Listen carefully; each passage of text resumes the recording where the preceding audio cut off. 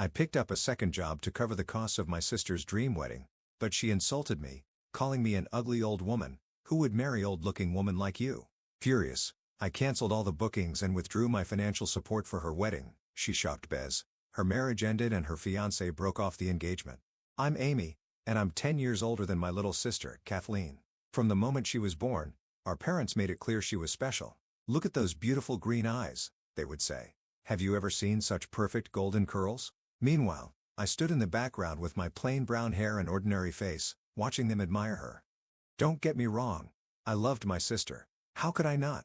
She was tiny, perfect, and always needed care. Since our parents worked long hours, guess who became her second mother?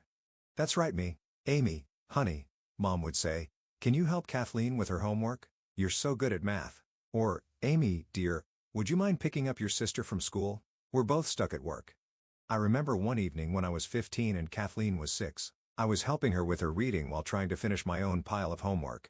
I don't want to read anymore, Kathleen whined, pushing the book away. It's boring. Come on, Kathleen, I said, pulling the book back. Just 3 more pages, then we can play your favorite game. She pouted but picked up the book again. You're no fun, Amy. Shirley's big sister takes her to the park every day after school. Well, Shirley's big sister doesn't have to work at the library after school, I replied. It hurt a little, but it was the truth. I was already balancing school, housework, and a part-time job at the library to help our family with money. That was our life, Kathleen being Kathleen and me being whatever everyone needed me to be. By the time I was 17, I had 3 jobs, working at a cafe in the morning, the library after school, and doing online data entry at night. Also, we could afford Kathleen's dance classes, private tutoring, and the beautiful clothes that made her the most popular girl at school. I kept telling myself things would get better, that one day, Kathleen would understand and appreciate everything I did for her, that maybe, just maybe, our parents would finally look at me with the same pride they had when they talked about her. But looking back, I realize I was just telling myself what I needed to hear to keep going. When it was time to apply for college, I knew my choices were limited. Not because of my grades, they were actually pretty good even with 3 jobs. I had even earned several scholarships to universities in other states. You got accepted to Mountain View? Mom asked when the letter arrived. Her eyes widened for a moment, but then she frowned. But, honey, who will help Kathleen with her college prep? And you know we can't afford that kind of tuition. I remember standing in the kitchen, holding my acceptance letter, watching as Mom's attention drifted to Kathleen's latest art project on the fridge. I didn't even mention that I had been offered a partial scholarship. What was the point? So I enrolled at the local city college, kept working at the cafe and library, and continued being Kathleen's support system. During my first year of college, my days were packed. I rushed from morning classes to work, then home to help Kathleen with her homework. Some nights, I was up until 3 a.m. finishing my own assignments, only to wake up at 6 a.m. for my cafe shift. After graduation, I got a decent job at an accounting firm and finally moved into my own apartment. It wasn't much, a small 1-bedroom with bad plumbing, but it was mine. I thought maybe now things would change. Maybe now, I could finally focus on my own life. Then, the phone call came about Kathleen's graduation dress. Honey, Mom said in that familiar pleading voice, you know how important this is to your sister. She needs to look perfect for her graduation. I let out a bitter laugh, remembering my own graduation dress, a $40 clearance rack find. It ended up being the same dress another girl, Carolyn Jones, wore. I had spent the whole night avoiding being in the same photos as her. How much does she want for the dress? I asked, already reaching for my credit card. Well, she found this gorgeous designer one. It's only $1,000. I almost choked on my coffee. $1,000? That was nearly a month's rent, but I still heard myself saying, okay, Mom, I'll transfer the money. Then came the real shock. Kathleen had been accepted to Woodlands University, one of the most expensive private colleges in the state. And somehow, our parents had saved up a large amount of money for her tuition. We've been saving since she was born, Dad said proudly at dinner. Our little girl deserves the best education possible. I sat there, my fork frozen halfway to my mouth, thinking about all the student loans I was still paying off, all the scholarships I had to turn down, all the years I worked multiple jobs just to afford my public college tuition. And all that time, they had been saving for Kathleen's education. But it didn't stop there. A few weeks after Kathleen started at Woodlands, the requests began. Amy, sweetie, Mom called one evening. Kathleen needs help with her apartment rent, just until she gets settled. Then it was textbooks. Then a laptop because all the other students had MacBooks. Then a new iPhone because the one I bought her last year was embarrassing. Food money, clothes money. Every week, there was a new expense. A new emergency. A new reason why Kathleen needed my help. And through it all, she never once said thank you, never once admitted the sacrifices I was making. To her, I was just the family ATM, always giving, never questioning. 4 years later, I was at my kitchen table, reviewing my monthly budget, when my phone rang. Mom sounded excited. "Amy, you need to come over right now. Kathleen has big news." When I got to my parents' house, I found Kathleen practically bouncing with excitement, flashing a giant diamond ring. "I'm getting married," she squealed. "And I'm leaving college." The room went silent. "You're what?" I finally asked. "Oh, don't look so shocked," Kathleen said, rolling her eyes. "College is boring anyway. Henry makes great money, and we're going to have the most amazing wedding." I felt like I was underwater. All those years of work. All that money. My money just gone.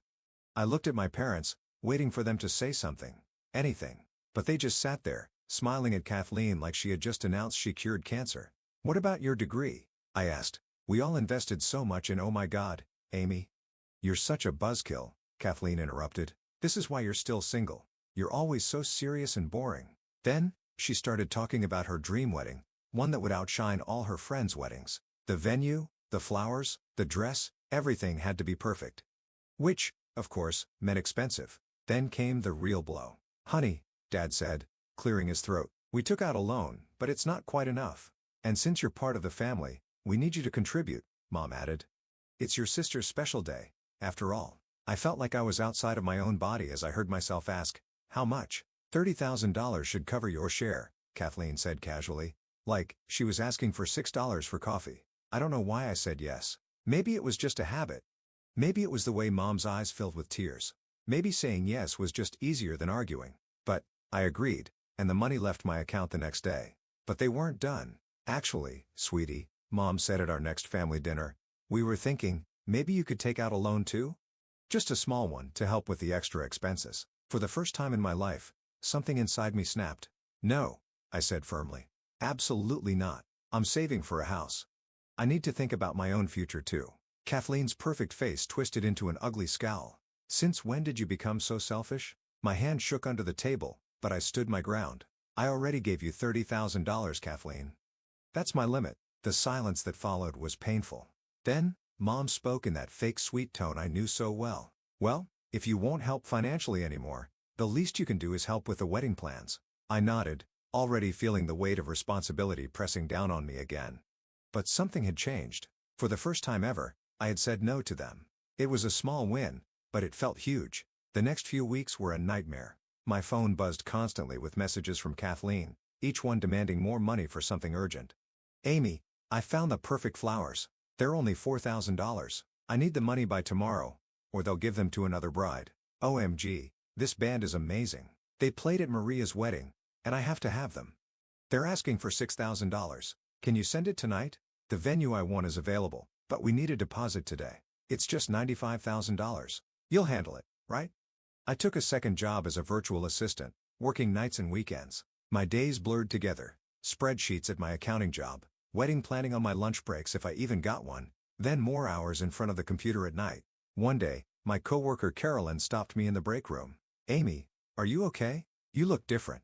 I caught my reflection in the window and barely recognized myself. Dark circles under my eyes. Clothes hanging loose from weight I didn't even notice I had lost. Hair pulled back in a messy ponytail. I couldn't remember the last time I had gotten a haircut.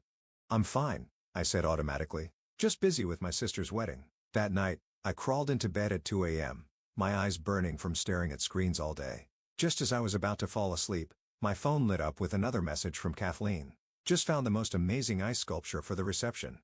Only $3,500. Need the money by morning, or they'll sell it to someone else." I turned off my phone and pressed my face into my pillow, trying not to cry. I was exhausted.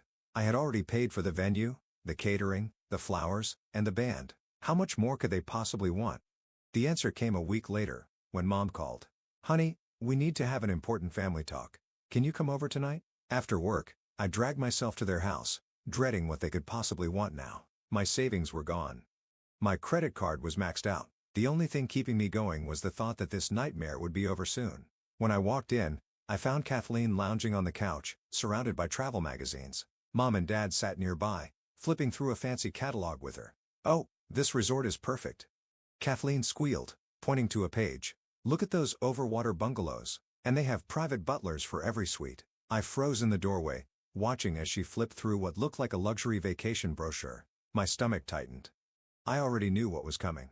"Why am I here?" I asked, my voice barely steady. "What do you need from me this time?" Kathleen looked up with that fake sweet smile I had grown to hate. "Oh, we're just picking out your wedding gift to us." I blinked. "My what?" "Your wedding gift," she repeated slowly, like I was too stupid to understand. "I decided you're going to pay for our honeymoon in the Hawaii." The room started spinning. I grabbed the doorframe to keep myself steady. "Are you kidding me?" I managed to say, "after everything I've already paid for?" "Oh come on, Amy," Mom said, rolling her eyes. "Don't be dramatic." "Dramatic? Dramatic?" My voice cracked. "I have spent every penny I have on this wedding." "Well, it's not like you have anything else to spend it on," Kathleen said with a shrug. "And it's only $35,000, something inside me snapped. 32 years of being the good daughter, the responsible sister, the family ATM, it all came crashing down. "Only $35,000, I screamed. "Only? Do you have any idea what I've gone through for your ridiculous wedding? Any idea at all?" "Amy, lower your voice," Dad warned. "No, I will not lower my voice. I'm done.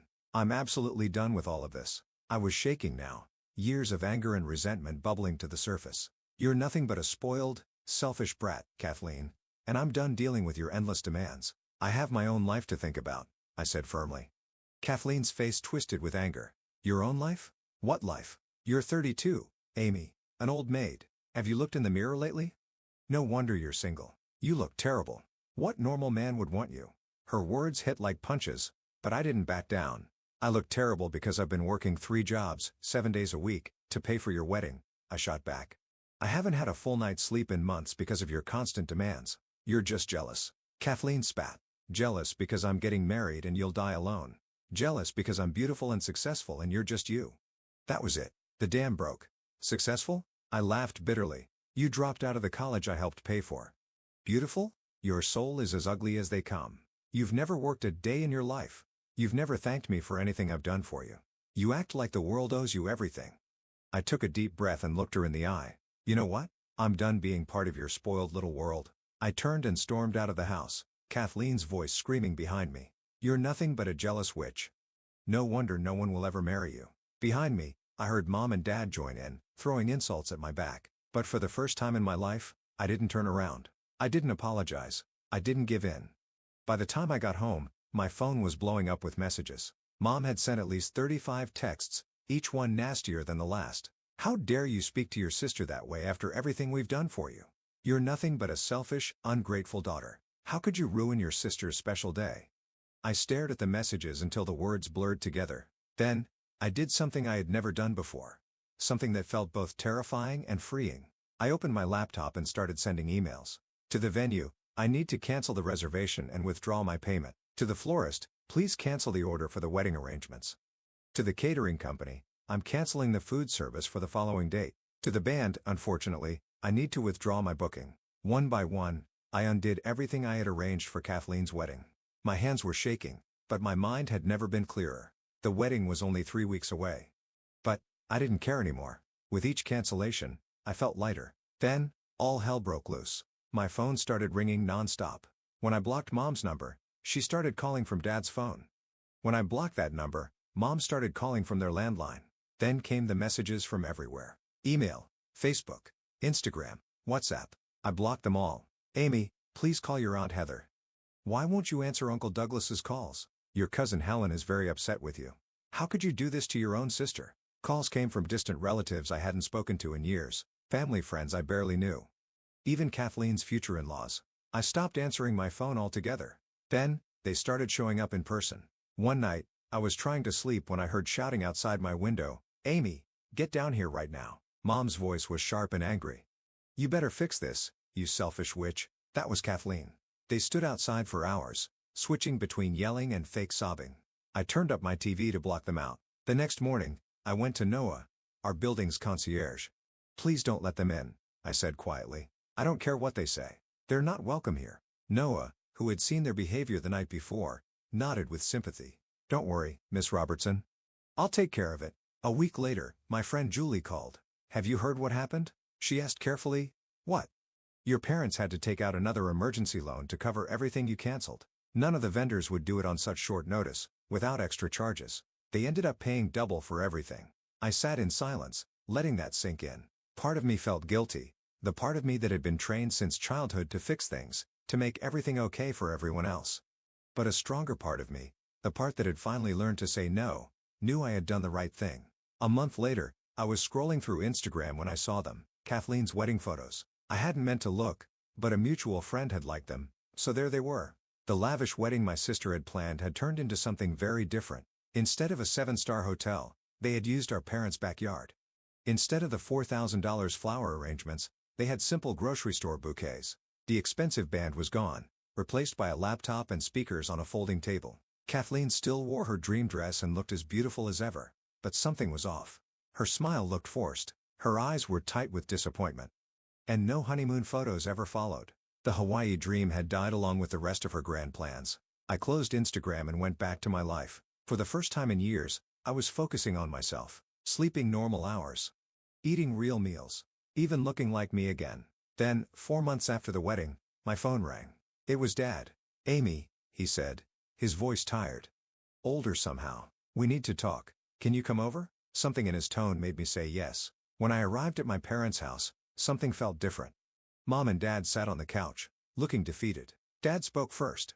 "Kathleen is getting a divorce." The words hung in the air like smoke. I waited.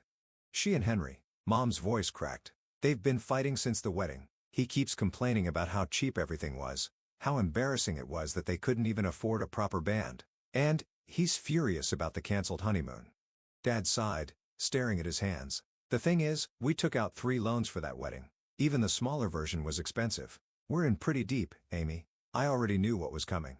"We were hoping," Mom began. "No," I said quietly but firmly. "But Amy, we're parents. And I'm your daughter," I interrupted. "The one you never saved money for. The one who worked 3 jobs to put herself through college. The one who emptied her savings account for a wedding that should never have happened in the first place." They sat in stunned silence. Dad finally spoke, choosing his words carefully. "We realize now that we were partially wrong. The way we treated you." I stood up, smoothing my skirt. "Partially wrong? You've been wrong about everything. About me. About Kathleen. About money. About life. Maybe one day, you'll really see how wrong you were. But, until then..." I grabbed my keys. "Good luck with those loans." As I drove away, I glanced in the rearview mirror. I saw my parents standing in the doorway, looking lost and small. For the first time, I didn't turn back. Life has a funny way of showing you who people really are. 7 months after Kathleen's divorce, I was having coffee with Julie when she hesitated, stirring her latte a little too much. "Have you heard about Kathleen?" she asked carefully. I shook my head. After that long talk with my parents, I had kept my distance. I was focused on rebuilding my life. "She moved back in with your parents," Julie continued. "She's not working. Says she's too traumatized by the divorce to hold a job." She paused, lowering her voice. "But she's been dating. A lot. A new guy every week, from what I hear."